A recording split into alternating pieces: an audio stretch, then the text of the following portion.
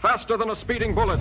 I ran until my muscles burned and my veins pumped battery acid. More powerful than a locomotive.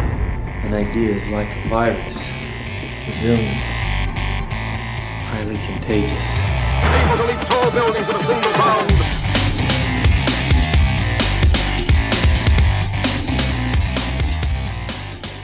Hey guys, Jared Moon here from Into 3 Fitness, and welcome to the Better Humanology Podcast.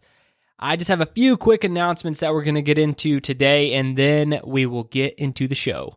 So the first announcement I have is the barbell giveaway is still going on. I think we have like 2 weeks left, something like that, maybe 1 week left. I can't really remember. I'll look back where we started, but I do know that you still have time. All you have to do is leave a 5-star review and a positive comment, and you will be entered to win that barbell. And I want to read one of the comments because, guys, just thank you so much for everyone who has put in a review. I mean, not only, we're doing a barbell giveaway. Some people might just hit 5 stars and say great stuff, like some positive comment. But man, everyone is saying something very positive and awesome and very, very encouraging. Just makes me want to, get after it and do more podcast episodes and find more guests, better guests, everything to make this podcast the best that it can be. But I wanted to read one of them from Matty PG is the username. And Matty said, "This podcast and book changed my life. I was 367 pounds at my heaviest. I'm currently sitting at 248, but wasn't working out or pushing myself physically until I got a hold of this book. And this podcast is a wonderful addition to the book's info. Thanks." And I'm assuming Matty would be talking about my book, The Garage Gym Athlete, which is awesome. And so stoked that the information that we're putting out is helping make some real changes and impact. We're very performance-driven in the fitness realm most of the time, and we can forget about how just the small changes can have, significant outcomes in your life. And that's kind of why I want to talk about what I'm going to talk about today. But one more quick thing before I end there and start the actual show stuff is we made a mistake on our end, and I wanted to be very upfront with you guys about it and let you know what happened. So we published a few weeks ago the Dawn Fletcher episode about mental toughness grit, and something happened to the audio file, and we could not repair it. And it wasn't the best of its ability. It wasn't the standard quality that I like to give to you guys. So we have taken that podcast down. If you're wondering what happened to it or what's going on, or maybe you're a little like, man, I wish I would have been able to hear that podcast a little bit better. So what we're going to do is try to have her back on the show and republish that at a later date. But I just wanted to let you guys know what happened there. I do apologize for the audio quality not being up to our standard and for that getting published. And then, we'll just try and get her back on so you can hear Dawn's awesome information. We have had her on once before. If you want to hear more from Dawn, you can search her name in our podcast feed and you'll be able to find her. Other than that, guys, let's get to the show. And so it was kind of Matty's comment. Thank you so much for that 5-star review, a positive comment. And everyone else, like I said, thank you for everyone doing that. But it was really that comment that made me want to talk about what I'm talking about today. And that's why you should be a garage gym athlete and why I think it's more important than just, maybe as simple as it sounds as putting exercise equipment in your garage. And I want to kind of tell you how I became a garage gym athlete and why I'm still doing this stuff today. Emily is my wife. We've been together about 10 years, and we got right out of college and got married. We've been together for a long time, but we probably got married earlier than I would say most people do, or at least our friends do. We got married pretty quickly, and so also right out of college, our life started right away. I like to say life just hit. Started immediately, full-time job in the Air Force. We're married. Fast forward just a few years, we have 2 kids, and life just gets busy. It gets hit, right? Life hits you with all these responsibilities adding up. And as far as fitness goes, I'd always done bodybuilding stuff back in the day. I tried CrossFit and really liked CrossFit. I have no problems with CrossFit, but I just could never fully wrap my head around a lot of the, should I say, lack of structure in CrossFit training. I tried really hard, but the programming to me didn't make full on sense because everyone was talking about, well, you got to do a little bit of weightlifting here, work on some skills, work on some gymnastics. I'm like, yeah, great, but let's get into the nitty gritty of how all that fits together. And anyway, I never found enough answers there. And to be honest, I don't think anyone actually has them now that I've been doing this for as long as I have. And so that's why I don't really consider what I do CrossFit anymore. But I still absolutely love the CrossFit community. And so anyway, I after I bounced around, I started trying to follow. This was like early on before Into 3 Fitness even really started. Was I tried following like specific strength programs or specific programs that other people had found, but what I found out was, I wouldn't stick to them because I never felt like they fully met my goals. I'd always be working out, but I would jump from program to program. I always jokingly use that term program hopper, but I was a program hopper for a while just because I couldn't find anything that fully met my needs. And for that reason, I probably, I was spinning my wheels for a long time, not seeing the success I should have in training. But to be honest, the only reason I started training my garage is, the real thing I wanted to accomplish, or the reason I train in general, is I didn't want to be mediocre or average. Once my life started piling up, I wanted to be beyond prepared to tackle any physical challenge, whatever that is. And I didn't want to stop working out because my responsibilities in life were, like I said, getting more serious and piling up. That happens to so many people. I've seen it happen that you just kind of stop working out, you stop exercising, it becomes less of a priority because everything else in your life seems way more important than, hitting the barbell, especially when you do have 2 young kids or, a wife, whatever the case is, a spouse. Fitness can feel like it's not as important. When you're being pulled in a million different directions, it is very easy for fitness to fall down the priority list when you're just trying to keep your head above water, so to speak, trying to figure everything out, especially if you're in a new situation.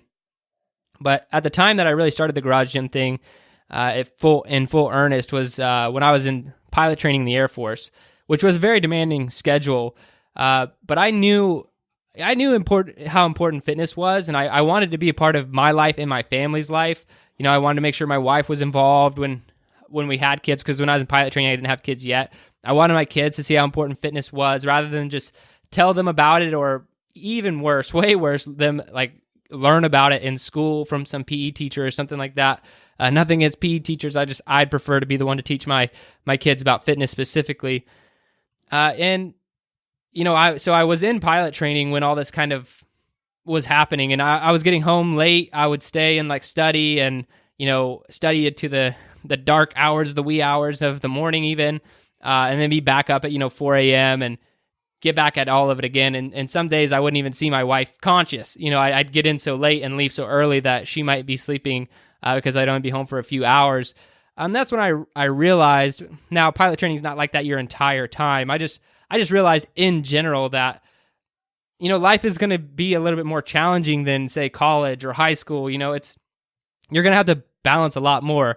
And when those things started, when my fitness started to slip, I really started to wonder how the hell I was going to start to fit fitness into my life. And that's, I kind of got, to be honest, worried about it. I didn't know what I was going to do. And so one day I was just thinking about how unrealistic going to a gym was. Because when I was training, I would still go to a gym in the Air Force. I'd still have to drive to a gym even though I was on base. But when you factor everything in with commute, getting ready for the gym, after the gym, shower, all that stuff, waiting on people, lines, it can, if you do the math, it could take up to 10% or more of your day. The entire process from when you have the thought in your head, I'm going to go exercise or work out or train, to coming back, it can take up to 10% of your entire day. Now that's great. I wish that 10, 20% of my entire day, every day, could just be devoted to training, but that's not real life.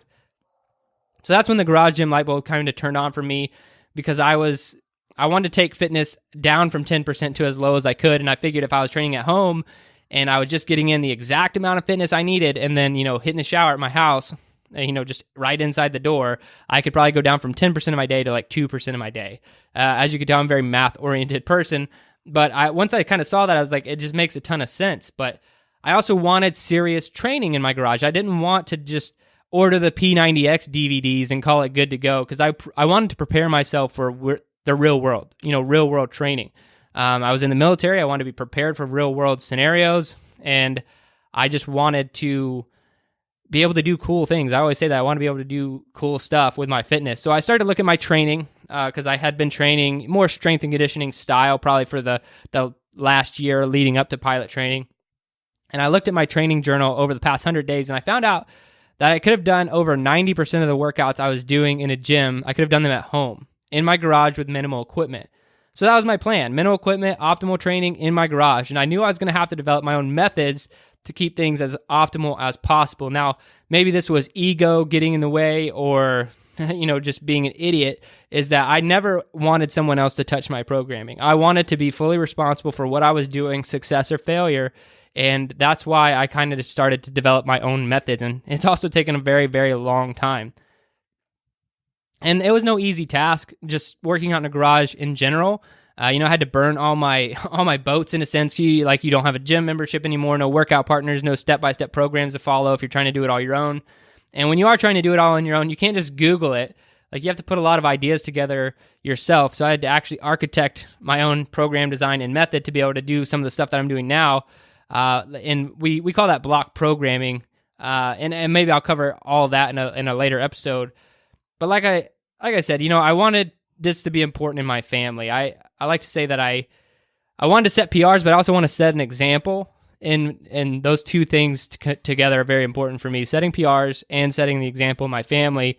And when you kind of think about those two things together, the PRs, okay, you could do that, but setting an example, that's a must do for me. It's not like, you should do it. And that's how a lot of people feel about fitness, is you should do it. But it becomes a must do when you're talking about things like setting an example for your family. And that was a big driver for me.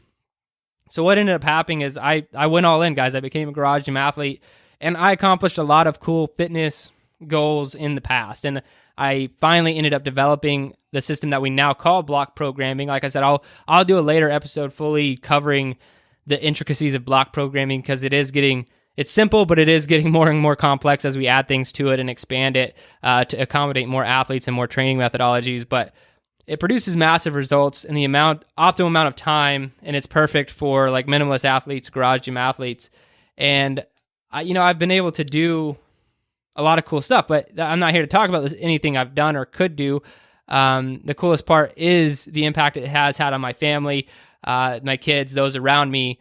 And, I'm doing this podcast now because I made a decision many, many years ago that I wanted to basically cut my training time down, or a commitment per day, from 10% of my day down to 2%. So now everything I'm doing today exists from that one simple decision.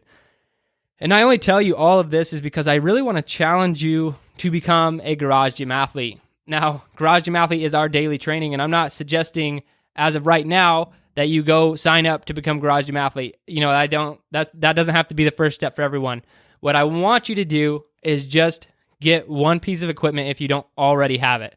You could get a kettlebell, you could get a barbell, you could get a weight vest, a sandbag, anything.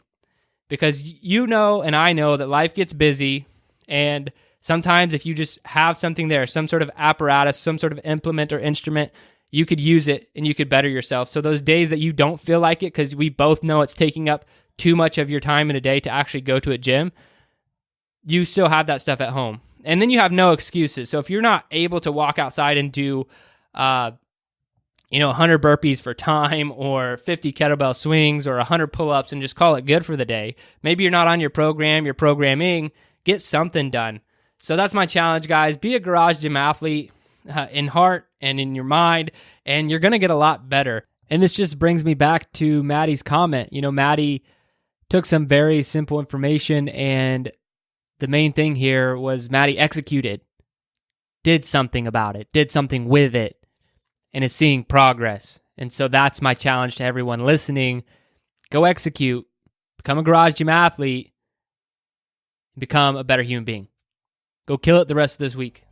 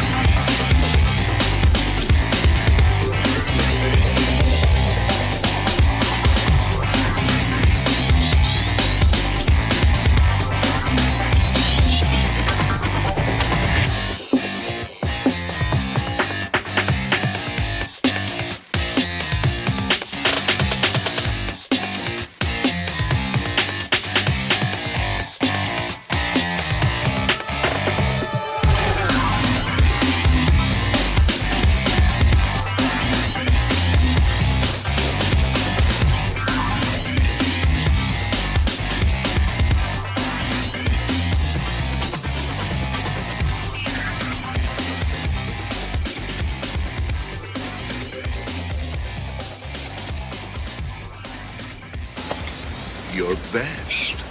Losers always whine about their best.